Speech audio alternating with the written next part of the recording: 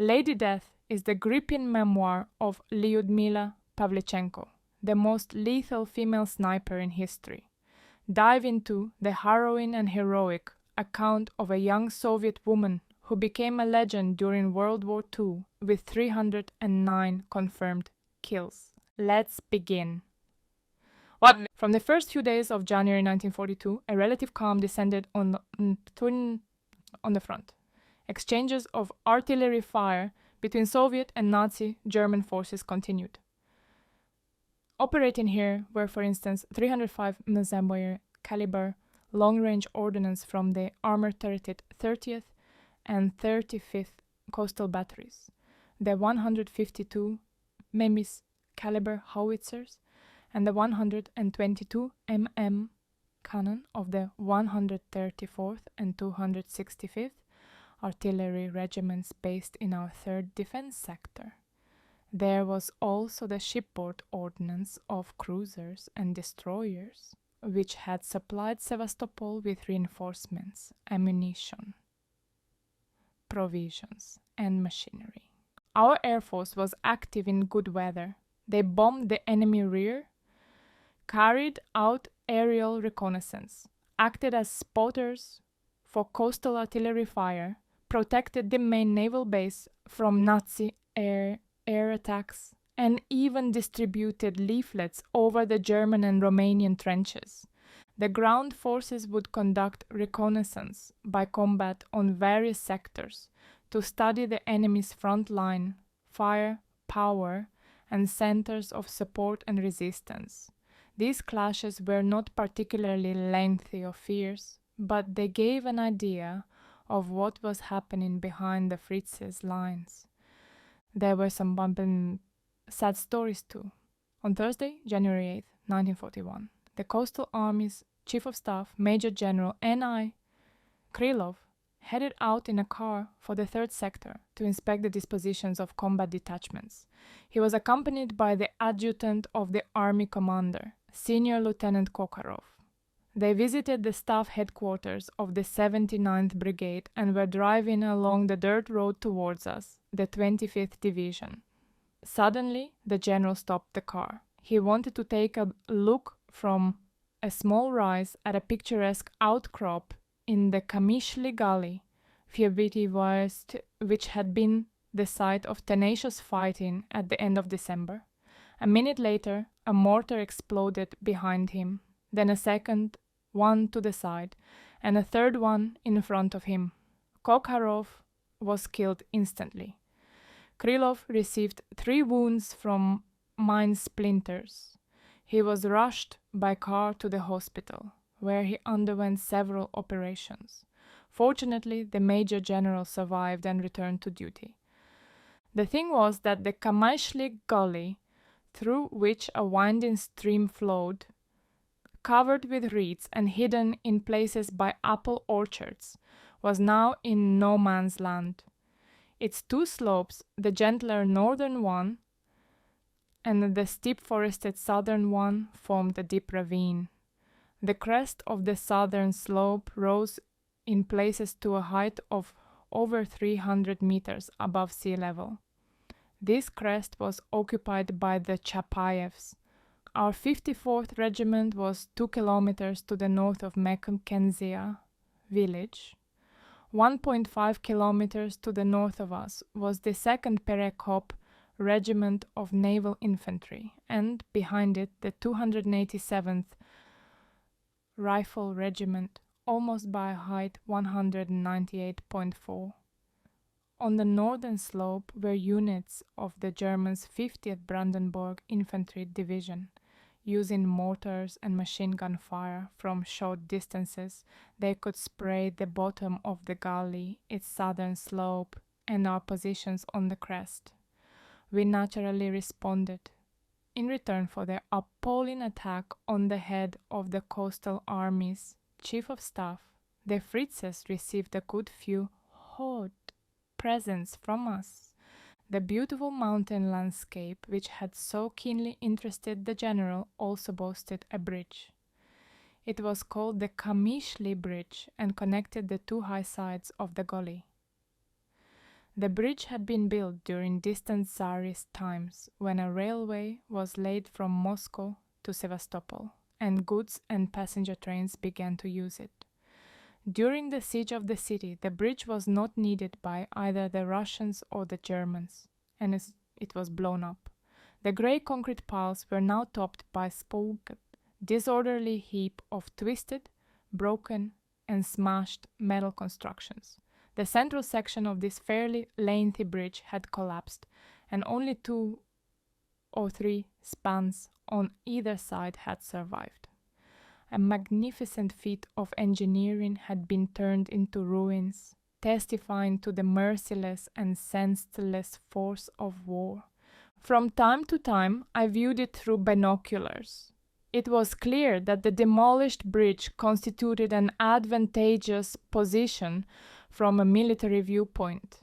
It dominated the area. One side, I shall call it the northern side, offered an excellent view of the front line and rear positions of our forces over a distance of 800-900 meters. From the southern side, the German positions could be seen.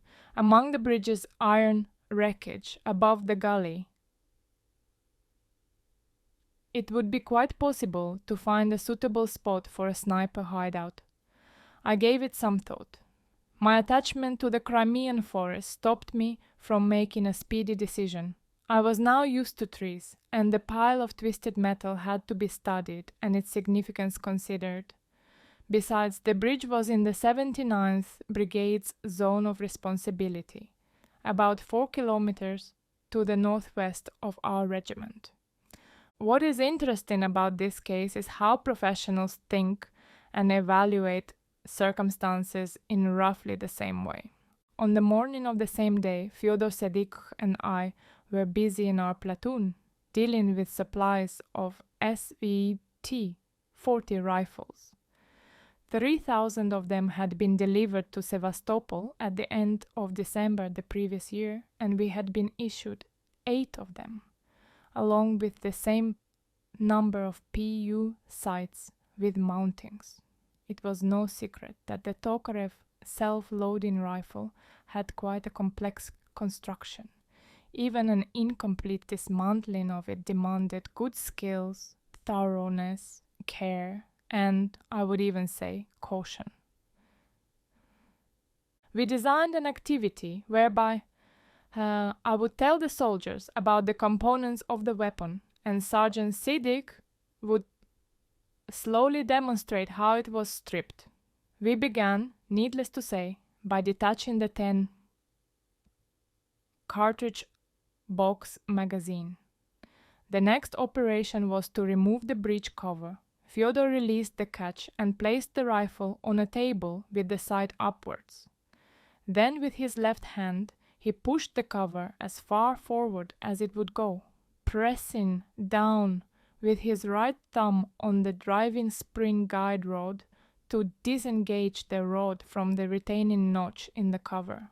Using both hands to press the 2 parts of the driving spring together, then allowed the spring and its rod to be detached without touching the cover, and, raising up the front end of the cover, he separated it from the receiver. The number of dislodged components on the table, large, small, and very small, gradually grew, matched by the restlessness of the soldiers. They did not yet know that complete dismantling of the SVT 40 would take no fewer than 14 operations, the final one being to detach the firing pin from the breech block. There was a sense that this would not be an easy operation. I had no wish to be distracted, but an orderly appeared in the dugout and passed on a message from Major Matusiewicz that the platoon commander was to report immediately to the regimental commandant's post. Apart from the major, there was one other officer there, a man of average height and sturdy physique, about 38 years old, and dressed in a black sailor's uniform with 4 gold stripes on the sleeves. Matusievich introduced me to him as the Senior Sergeant Lyudmila Pavlichenko, commander of a platoon in the 1st Battalion's 2nd Company, and him to me, Colonel Alexei Stepanovich Potapov, commander of the 79th Naval Rifle Brigade. The colonel looked at me closely. "They say you're the best sniper in the Chapayev division, Lyudmila. I saw your photograph on the divisional board of honor." "It was only put up there a short time ago, Comrade Colonel." "I've got a serious matter for you. It seems that a top-class German rifleman has appeared on our defense sector. Over the last 2 days, 5 of our men have been killed, 2 of them officers, including the commander of the 2nd Battalion, all by shots to the head." "Has his hideout been discovered?" "We reckon that he is firing from the wreckage of the railway bridge." "From the bridge!" I could not restrain myself from exclaiming. "So you know this place?" asked Potapov in surprise. "I wouldn't say I know it, Comrade Colonel, but I've been thinking about it." "And what do you think about it?" Potapov gestured for me to come up to the table, where there was a large-scale map showing the local area and the dispositions of military forces from the 3rd Defense Sector. With a pencil, the colonel pointed to the Kamishli Gully and a thin black line crossing the narrowest part of it on the northwest. "It's a very advantageous position," I said, "especially if you can find a place on one of the surviving spans and hide among the metal wreckage. It's possible to hit a target from a distance of 600 to 800 meters. The front line and the closest sections in the rear of the Fritz's 50th Infantry Division will be plainly visible. From the other side, the firing lines of our brigade are probably just as easy to see, so he's been able to fire at his pleasure. Can you put an end to these strikes?" "Yes," I said firmly, "if, of course, the major will release me." "No question." Matusievich, who had been listening to our conversation, smiled cheerfully. "We'll do anything the naval infantry wish. Apart from that, I'll need a lookout. The best one would be Sergeant Fyodor Sedik, my regular, experienced partner." "Understood and agreed," Matusievich nodded. "Today there will be a regimental order for Senior Sergeant Pavlichenko and Sergeant Sedik to be placed at the disposal of the commander of the 79th Brigade." At supper, my husband and I discussed the latest service news as usual. Alexei Kitsenko regarded the appearance of a German sniper as a natural development. At a recent meeting of company and battalion commanders he had attended in the 3rd Sector, they had talked of new approaches in Nazi tactics. In the first assault, they had hoped to smash the city defenses without pausing for breath. They had been repelled in November 1941, but they had not abandoned hope of a speedy victory and had begun to strengthen their assault units and prepare them for a second siege. The failure of the attack mounted in December had noticeably cooled the conquerors' ardor and forced them to examine the situation seriously. Sevastopol has turned out to be a first-class fortress. Erich von Manstein, Baden, commander of the German forces on the peninsula, commented in his report to the Führer, "If it was a fortress, then it had to be besieged in the right way. A positional war was the best time for sharpshooters to operate and in January 1942 they appeared on the German side in large numbers. Soviet units had already come up against their operations in other sectors of the front. Some it had been possible to neutralize. Documents from their soldiers testified that the German command had transferred snipers from divisions based in Poland and France to the Crimea. There were also novices who had completed short training courses in the rear of the 11th Army itself. We did not bother to speculate as to who my opponent was. My husband begged me to be careful and alert. He approved my choice of a lookout. Sergeant Sadiq, in his opinion, was better suited than the other soldiers in my platoon to the role of assistant in this duel, which would be neither straightforward, nor easy, nor quick. We knew of only one possible site for the Germans' hideout, and that not very precisely. We had no idea yet how many other positions he had prepared earlier. The following morning Potapov sent a car for us, loaded with snipers' equipment, our kit bags on our backs, our Mosin rifles on our shoulders, in overcoats and caps with ear flaps. We settled down on the back seat of the Ghazi 1 and drove to the dispositions of the 79th Naval Rifle Brigade. After the second assault, the Nazis had managed to put pressure on the city's defenders, and the naval infantry now occupied lines on the crest of the south slope of the Kamishli Goli at height 195.2, and further on the eastern slopes of height 145.4, north and east of height 124.0, and closer to the railway track, the Belbek River, and the Tartar village of the same name.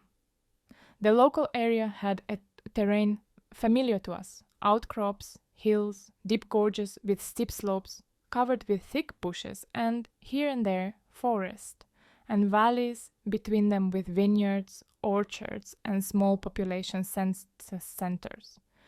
The defense sector of the 79th Brigade, which ran through here, was 4 kilometers long and 2.5 kilometers deep. The soldiers and officers of this military formation had not been in Sevastopol long. A detachment of ships from the Black Sea Fleet had brought them here from Novorossiysk on December 21st, the previous year. The brigade arrived with 4,000 men, fully armed, and was immediately assigned to the most difficult sector of the front, the Mackenzie Hills. The naval infantry went into battle straight after disembarking from the ships, and with a bold attack on the December 22nd, it dislodged the Nazis from the occupied heights 192.0 and 104.5, which was a major contribution to repelling the second German assault. However, the 79th Brigade had suffered severe losses. By December 31st, less than a third of its original force remained. The brigade was now taking in reinforcements and restoring the defense line destroyed in the fierce fighting. We saw the first continuous deep trench running along the front line.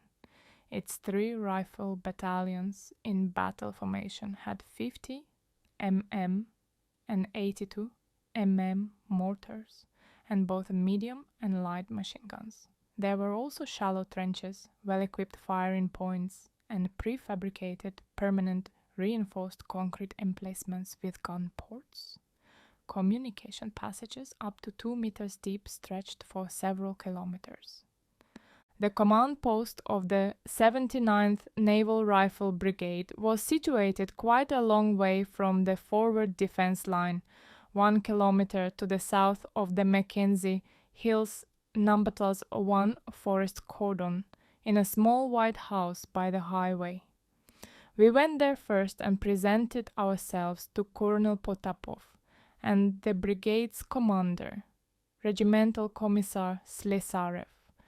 Then, accompanied by 2 officers from the 3rd Battalion, we set off for height 124.0, which was the closest to the Kamishli Bridge. It became clear to me from first glance that it would be impossible to set up a sniper's hideout at the bridge's southern end because it had suffered badly in the explosion. Only one span of the bridge had survived, and even that was not undamaged. The picture was completely different on the enemy side, at the northern end of the bridge. There, 3 spans had survived. They were quite sturdy, even though they were surrounded by bent metal beams, twisted bars, rails that had risen from their bed, and charred and splintered sleepers. It would be very easy to hide in that chaotic pile of metal and wood. I did not doubt that that was where the Fritz was firing from. But would he return to the position where he had already twice been successful? With a detailed report, I set off to see Potapov and concluded with this question. The colonel listened to me attentively. He pondered for a long time, then asked, "Would you choose that position yourself?" "I probably would. It's a very good spot. An absolute sniper's dream." "If that is so, how will you get the better of the enemy?" "The old Russian way. Cunning, persistence, and patience," I answered. Within the 79th Brigade, there was a sapper company numbering up to 100 men. The sappers helped Fyodor and me to set up the hideout. At night, among the juniper and hazelnut thickets in no man's land, they quickly and expertly dug a trench to my design, which was up to 80 centimeters deep and up to 10 meters long in front of the 3rd Battalion's first line of defense. This trench led into another large, deep trench. Over it, we set up a folding metal frame and covered it with twigs and snow. The trench was camouflaged in the same way so that from above it looked like an ordinary ditch. Apart from that, we made a decoy, a mannequin on a stick, dressed in an overcoat and helmet, with a rifle tied to his back to make it look more authentic. For 2 days, I studied the ruined bridge through binoculars. There were only 2 spots that were ideal for positioning a soldier with a rifle. Fyodor and I observed each of them in turn with focused attention in the hours before first light. The pernicious German did not appear. I had become concerned that our forces had already finished him off somewhere in the forest after he had headed there in search of new prey. Sedik's reply was along the lines that, being extremely calculating people, the Nazis would simply not be able to ignore a bridge with such a remarkable view of the front lines, and the closest rear units of the 79th Naval Infantry Brigade. The marksman would appear. The important thing was to detect him in time. I was dozing as I squatted there, with my shoulder against the trench wall. The winter uniform, warm underwear, tunic, pleated, padded, sleeveless vest, and pants, overcoat, and white camouflage smock prevented you from freezing but did not keep you warm very well. Suddenly, the sergeant touched my shoulder with his finger and then pointed to the bridge. I quickly took my binoculars out of the case hanging on my chest and raised them to my eyes. The January night was gradually retreating. The outlines of the bridge were becoming visible in the early morning haze. The dark figure of a man, picking his way through the twisted beams, emerged against the background of the brightening sky and instantly vanished. Fyodor and I exchanged glances. He gave the thumbs down. I nodded, agreeing with my lookout that the quarry had arrived at the combat zone. Now we had to give him a chance to take a look around, set up his rifle, load it, and find some familiar markers in the area, where he had earlier managed to make himself at home. The Fritz was hardly likely to discover our hideout. We had toiled hard at it, completely fulfilling all the rules of camouflage taught at the Kiev Osoaviakim school. We had coordinated our subsequent plan of action earlier, before going out into the trench. After clambering out further along the trench, the sergeant would end up near our front line. Take the decoy and await my signal that I had completed preparations for a shot. The preparations were simple and long familiar. It would be a shot from below, with a correction for the angle of the target's location. This concludes the 15th part of the story. Thank you very much for listening. What do you think of Pavlichenko's story? Please subscribe for more episodes and leave a comment.